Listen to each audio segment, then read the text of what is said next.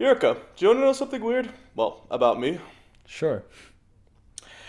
So, as you know, I have deep love for horror that borders sort of on obsessive.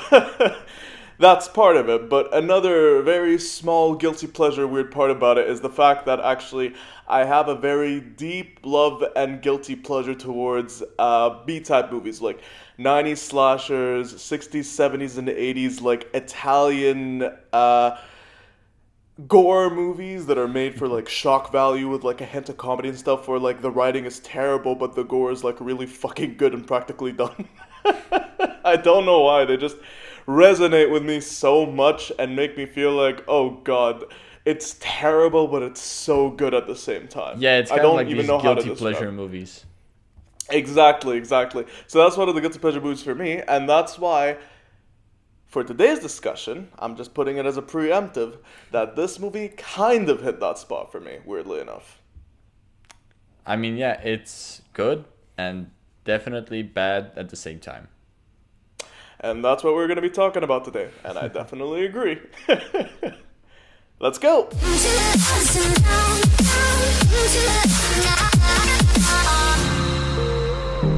Hello, and welcome to the second episode of The Movie Buffs. I'm your host, Mansoor. And I'm Yurka. Today we're here to talk about Malignant, the new James Wan horror film that just dropped on HBO Max and in the theaters. Yep. And as I stated earlier, I have a love for, well, not obviously, but I do have a huge love for horror in general. And I do love, well, as I said, campy B-type horror films. So this movie has given me a lot of mixed feelings in that regard. We could agree. Alright, well, if you'd like to drop your score first. I'll give this movie a 6. Ooh, really? Wow, first time. Wow, this is rare. 5.5 actually. Well, there we go. That's the end of the episode. Da-da-da. I guess. Out. So, if you don't mind, I would like to start on this film, and Go then ahead. you can continue with all your horror knowledge and passion. So, You just want I'll to be just like, go okay, ahead. let me get mine out of the way before you start yeah, spewing on for hours. exactly. So, Go for it, asshole. I'm I can watch horror, but I'm not the biggest fan of it. With that said, I did eventually enjoy this movie. I think it's pretty easy if you were to guess which part was my absolute favorite.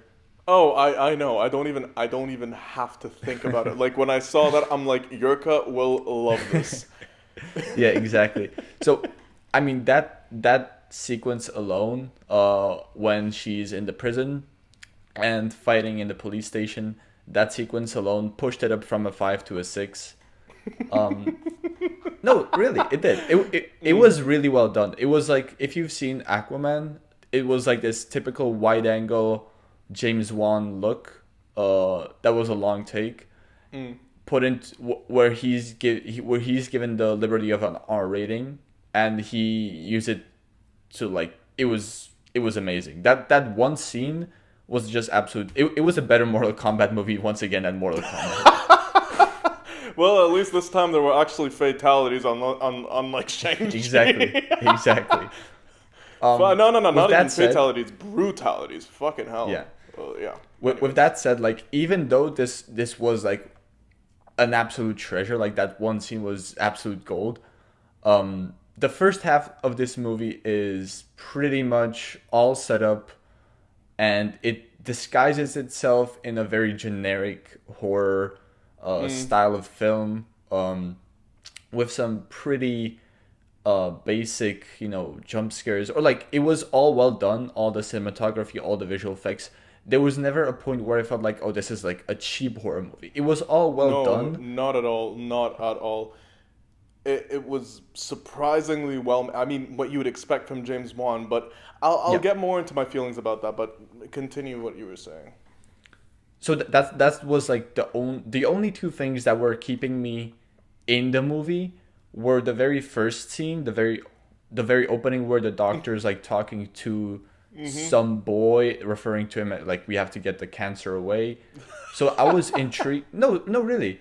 I was intrigued of what's to come, and if that scene wasn't there, like I would completely pass out in the first half of the film, because it's like, granted, the second half improves the first half because there's like points that like gives you a hint to what's going on.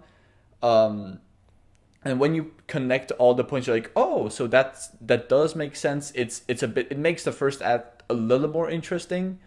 But if this movie was simply just not the first act, the first half, because like really it's like 50 minutes of generic horror shit. Um, and you don't get much of, because like then there becomes this investigation of or stuff. I'm like, why? There's nothing moving the plot forward. Nothing much is going on.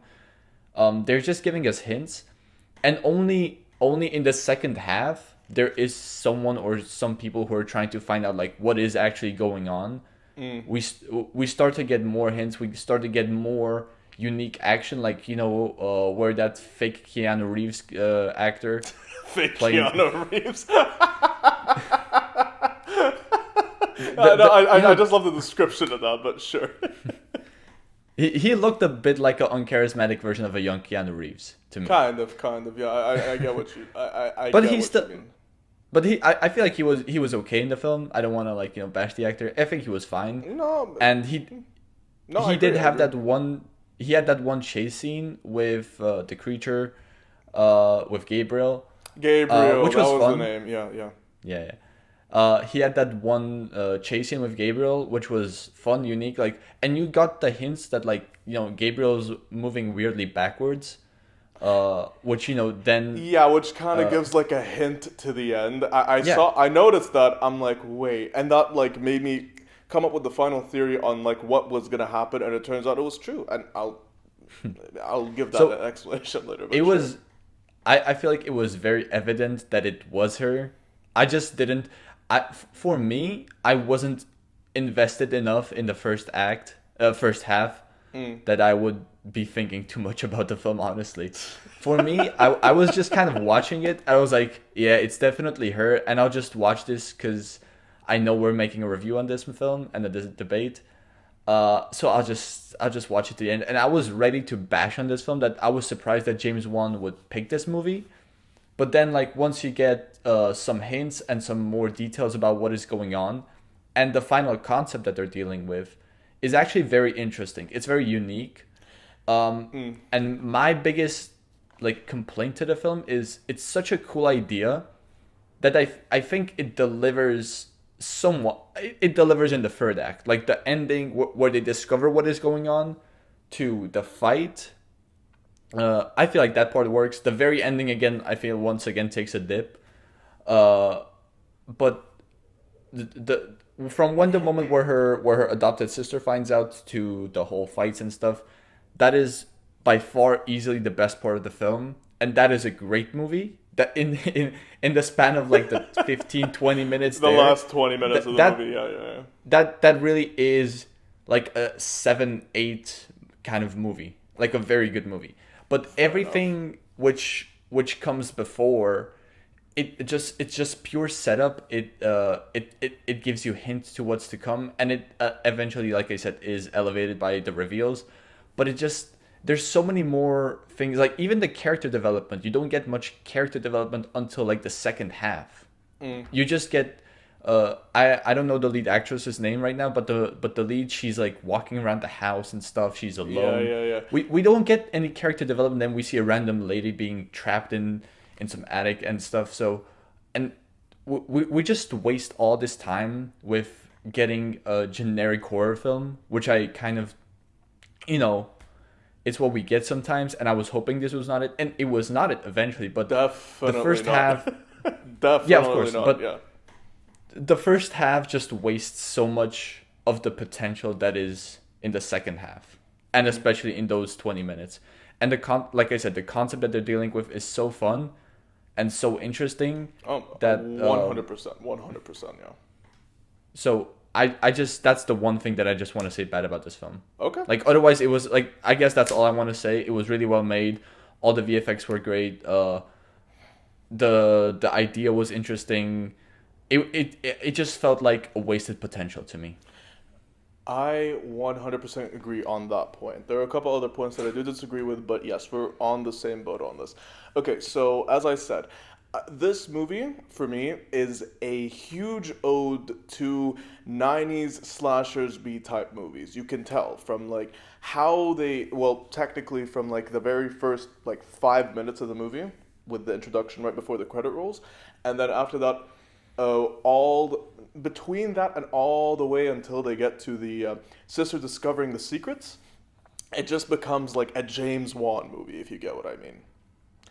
So Yep. like they did a very fun experimentation with this movie, but I feel like there are a lot of things in this movie that are very inconsistent. Like the parts that I loved were the campy '90s vibe horror movies, like the Gigliolini films, like the ones that are just like shitty '70s shock value comedic horror movies. Like I love those. Those just bring out like such a fun yet creative way of exploiting and using horror, which is again as what I said from like the first 5 minutes to like maybe the last 20 minutes of the movie. And how do I say this? So, in the sense of how the movie was shot, it was really well done. Like, the cinematography was an aspect of the movie that was Yep. actually really, really Yep. well done, as usual. Like, production wise and everything, amazingly done. But one part Yep. that kind of threw me off that was really inconsistent was the tone. Like, you could tell that it had like a very cheesy, dramatic, don't take me seriously tone within the first 5 minutes. And I love that. But then as soon as it switched to present day, with Yeah. like the Yeah. wife I and agree. husband and all that, like it just kind of went wrong because the tone shifted to be so dire, yet the acting remained so cheesy. It didn't fit. I felt like I was watching like a Lifetime movie on like fucking Telemundo. That's the best way I could describe it. Like those really shittily I kind acted of feel like if dramas. I kind of feel like if they changed the aspect ratio and just made it, just 16:9 rather than that, more cinematic look, the more Like compressed the one. two, yeah, like the 280, like yeah, I get what you mean, yeah. Yeah, yeah, yeah. I just feel like if they used, that bigger screen, it would just, fit better. If they Mm. maybe changed up the score, um, I feel like that's all they would need to do. But I do agree with you on that point. That's a good point. Well, I mean, okay, so look, on the score, I liked the ambiance and the vibe that the movie gave. Like, from the setup to everything going on in the background, minus the actors and like the main story, I liked all of that. It was well done enough that it actually kind of got me more invested. One part that kind of like threw me off a little bit was that in one of the scenes they used "Where Is My Mind" by the Pixies, or like a remix of that song, if you know that Mm-hmm. song, or not really. It's the Yeah. movie from it's the song from the movie Fight Club at the very end. The Oh yeah, yeah, yeah. Of course, of course. that yeah that thing. They use that like right dead middle in the middle, like right in the middle of the movie, like when the unknown woman at the time's being tortured by Gabriel. But otherwise, yeah, no, I really enjoyed the score. I really enjoyed like the ambiance and the vibe that it gave. And I really like the cinematography actually. The cinematography is never a problem with James Wan. Like James Wan always It's has like a very good solid cinematography. I agree with all your points. But like we credit the cinematography, you know the feel like the acting was fine. Like it was a good. Well, I mean, Um, again, I'm saying this to the idea of that, like, the writing was made to be cheesy on purpose. So, like, yeah. all the actors, So and I know, and I agree to that. And, like, so I can imagine why they did that because they're trying to go for, like, a '90s slasher vibe. So that's why, like, the only actress who actually has, like, lines and story and everything is the main actress, while everyone else just has, like, cheesy sidelines. So I get oh that. yeah, yeah, yeah. Well, yeah, but we're crediting the cinematography, and especially that you were also crediting the score. Mm. But then like these all contribute to the tone, and that's I really agree on that point. Like when the actual plot line started of the film without the opening credits and stuff, um, that was a better tone than the rest of the film, or like than the first half of the film. I feel like Yeah, the no, second I. half then shifted a bit more into that, kind of campy horror, Yeah, yeah, exactly. tone. And that's when it once again got better. Yeah, but that's the thing, because the ambiance did not match like what they were trying to give off within the first half of the movie. Like I loved the ambiance, but then like I didn't mind the cheesy acting. If anything, like if they pulled it off full campy all the way through, I would have loved it all the more, to be honest. But with them trying to pull back and like try to maintain a creepy James Wanness throughout the first half of the movie, it kind of killed it and kind of killed the story because they tried to keep it a mystery. But how about this? Imagine if they switched it up to have that we knew the information from the start, but the character doesn't know. So it's kind of like having a twist villain where we know what's going to happen, but the character doesn't, and we're trying to like follow along to the story to see how what happens and how the main character finds out. I kind of disagree with you. I like the reveal. No, But the I reveal was good. I'm not talking about the reveal, but I'm talking about how they kind of took the concept and dragged it out too long. Like with the reveal, they dragged it out a little too much, which is kind of what Oh made yeah, the yeah, yeah. first half of the movie drag. But like, imagine if they either shortened the reveal just so then we spent more time within the idea of campiness, or if they Yes. switched it so then they can make it like a twist reveal type thing where it's not a twist for us but a twist for the character, but maintaining the campiness.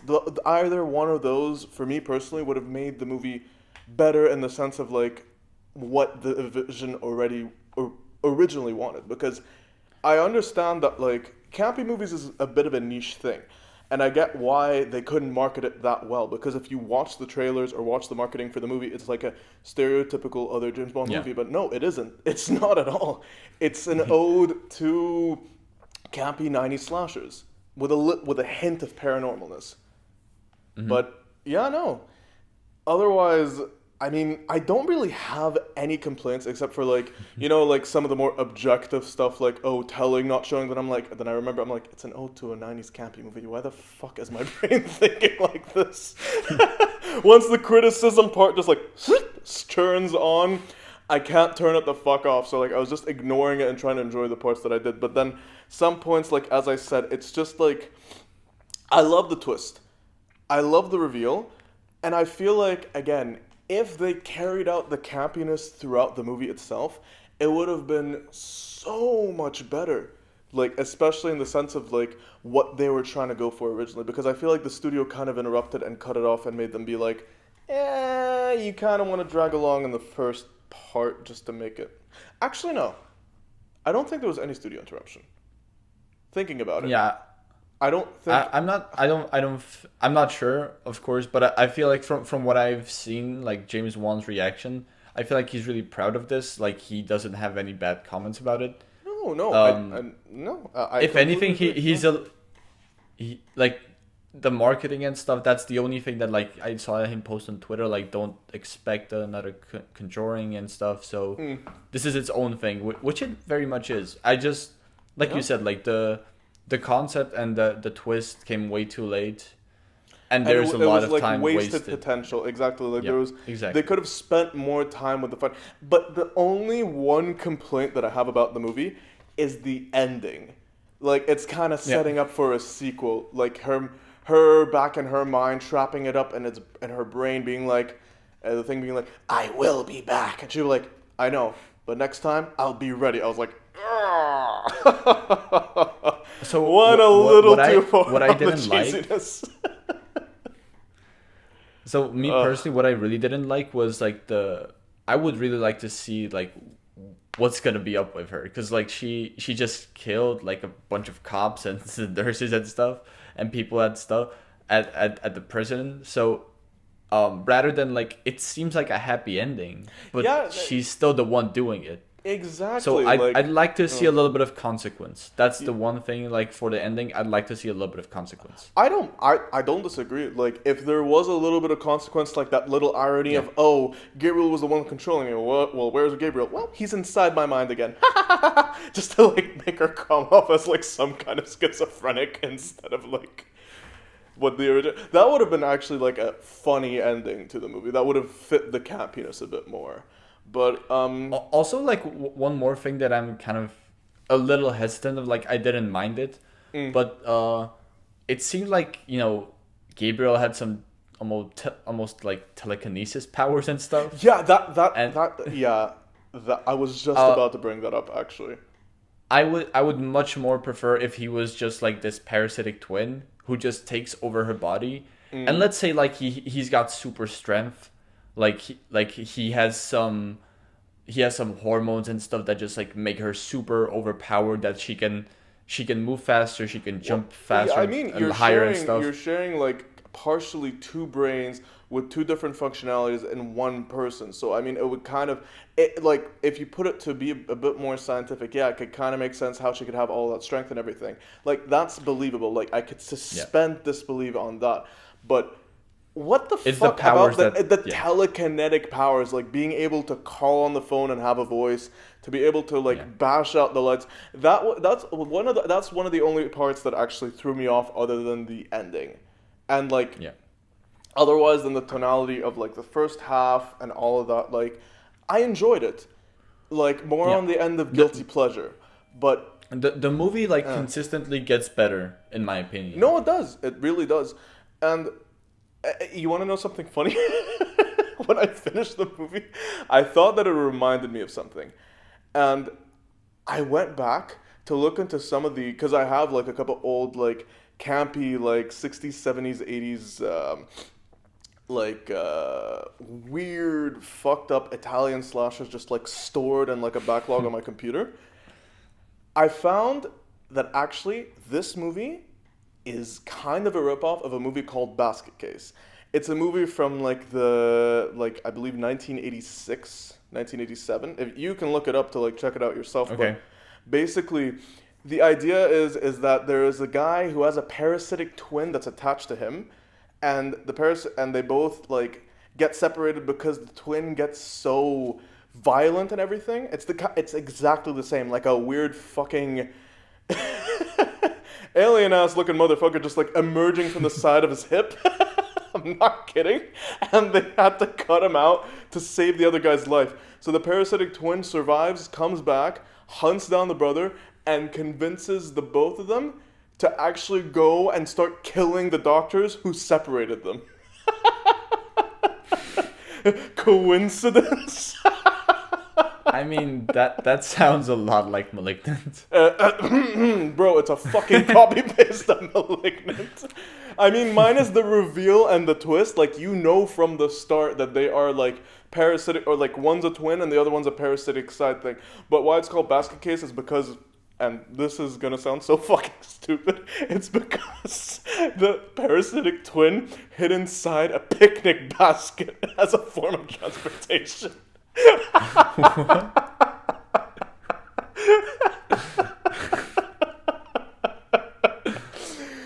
This is why I love those kind of movies, like the Pelagio, the Giallini, all those, like, they are so fucking good in their own regard. Like, they're just guilty pleasures, but the purest form of guilty pleasures for me, so. Yep. This is why I enjoyed this movie. Like, part of me really loved it, but then it's wasted potential, but I feel like this can really open up a new, like, gateway to actually being able to now create campy movies in modern day, because mind you, none of these movies have really been made or put into the spotlight since like the 90s. So Yeah. we haven't had anything like this in 30 years, so actually to have something like this now is honestly a breath of fresh air, I have to say. That's good. Yeah, I agree. So yeah. Well, I'm guessing that's Malignant for us. Wow, shortest episode. Yeah, I mean we kind of agreed, so it was Well, easy. I mean, because at the end of the day, like we can both appreciate its weirdness and everything, and like we Yep. can say like, yeah, it was good. It was wasted potential. Like 2 or 3 parts of it were really, but otherwise, like it's good for what it is. It's something that you can enjoy, and I don't know why, but I feel like two outcomes of this. Either one, James Wan did this as like a giant prank on Hollywood, or two, he genuinely wanted to make this. I don't think so. I feel like you generally wanted to make this. I mean, all the more props. Actually, I feel like I'd respect him more if this was actually just a prank. Like he purposefully made all the ads to make it look like an actual Conjuring movie, and then people walk in to be like, "What the fuck is this shit?" He's laughing away while he's getting like the fucking Warner Bros. Checks. I feel like if you're the minority that manages to watch this film to the end, you're gonna like this. You're gonna have a. But good I feel time. like majority of people will just be fuck it, I'll go to sleep, or I don't know, I'll just stare at the wall, because the first half of the film is just really bad. Once you get It's through really the first, not great. yeah, once you get through the first half, you'll enjoy it. But it's not for everyone. But I can totally see this movie becoming a cult classic, like one way or another. Oh yeah, 100%. This movie can become a cult classic. I might watch it again sometime, but I probably could not too. right now. I could too. Not right now. I'll watch but that like, fight scene though. I feel like I could watch it again in like 2 years maybe. Yeah. Like, you get what I mean? Like, just like get a nice refresher. Like the same way I like to rewatch a couple of those movies, but like every couple of years to like refresh that memory of, oh, I enjoy this. I like this. It's a good memory. So yeah. Of course. All right, so that's Malignant. That was episode 2. Yeah, tell us what you guys think. Like, how would you rate Malignant if you've seen it and if you didn't turn it off by the end of the film? Yeah, what do you want to say to us? Because I feel like a lot of people will shit on us because of this. Because especially now, if no one agrees with me or you, then no one will agree with either of us.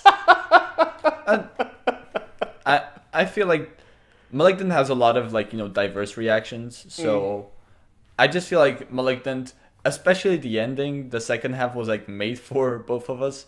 So I totally no, but this is one of those rare whatever. cases where we actually both agree on a movie like to an nth percent. It's rare, but it's beautiful when it happens. Oh yeah. Well, we'll see if it happens again. That's this episode. Fingers crossed. All right, well, thank you guys so much for watching. If you like this video and want to see more, please like and subscribe. And, since there aren't really any new movies coming out that we know of soon, what we can do for next week is if you have any recommendations, then please drop them below. Otherwise, for next week, something completely different. Yep. All right. Well, I'll see you guys sometime other. Peace. See ya.